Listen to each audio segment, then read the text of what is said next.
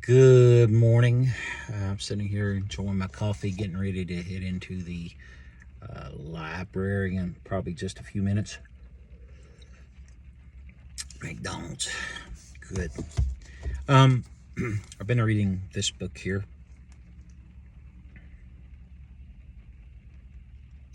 And it is United States Storytelling, Folk Tales, and Stories from the Eastern States by Dan Keding.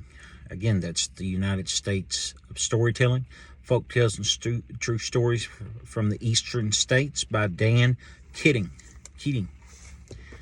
And he writes in here about one of Virginia's folk tales, which is based on true events.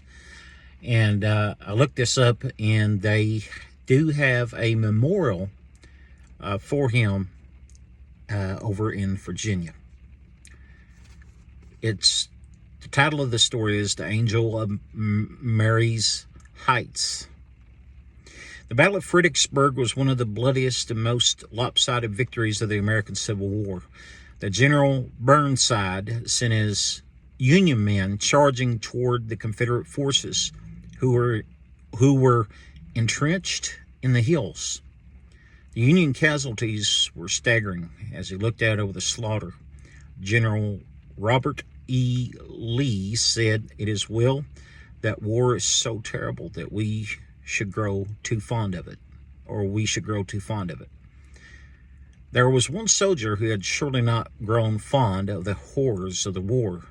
Sergeant Richard Rowland Kirkland.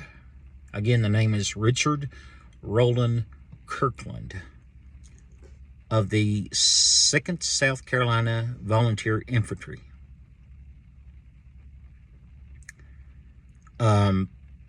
Of the Confederate Army, sat with his fellow soldiers and listened to the cries of the hundreds of Union soldiers.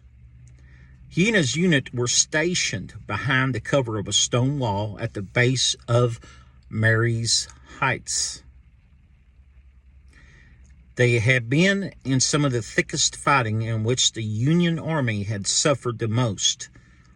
He could hear the wounded crying out, pleading for water through the cold winter night on December 13th, 1862. Kirkland went to his commanding officer and asked for permission to take water to the Union wounded on the open field in front of the Confederate lines. His commander, General Kershaw, gave him permission, but would not allow him to take a flag of truce or call a ceasefire. If Kirkland wanted to tend to the enemy, he would have to risk being shot. Richard Kirkland gathered as many canteens as he could and filled them with water. He climbed over the stone wall that protected the Confederate soldiers from the Union snipers and started to provide water to the wounded Union soldiers who were left lying on the battlefield. In broad daylight, he went out with water and blankets, taking care of the wounded for over an hour and a half as soldiers from both sides watched and kept the peace. No one fired a shot as Kirkland moved from soldier to soldier, giving them water, covering them with blankets and coats, and speaking a few words to ease their loneliness and pain. Because the Union soldiers who were watching could tell that this Confederate sergeant was taking care of their wounded, they held their fire. Richard Kirkland did not stop his mission of mercy until he had cared for every wounded Union soldier at the end of the battlefield. Richard Kirkland was called the Angel of Mary's Heights. The Angel of Mary's Heights, and became a legend of the Civil War. Today at Fredericksburg and Spotsylvania National Military Park, there stands a statue and a memorial honoring this brave man who tried in a small way to bring humanity to the battlefield. He was a brave person to go out there and do that. But the Angel of Mary's Heights, that's a true story. Look him up on, Google him, look him up. Richard Kirkland. Richard Kirkland.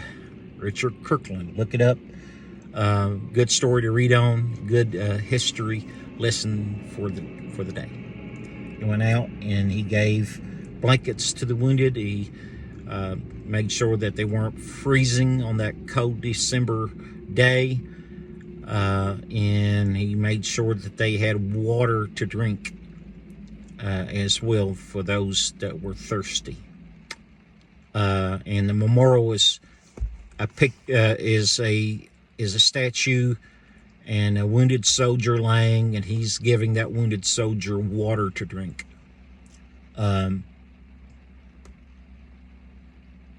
He was brave to go out there in the middle of that battlefield and do that. Anyway, both sides honor him after that with a memorial. So what about that? Good history lesson.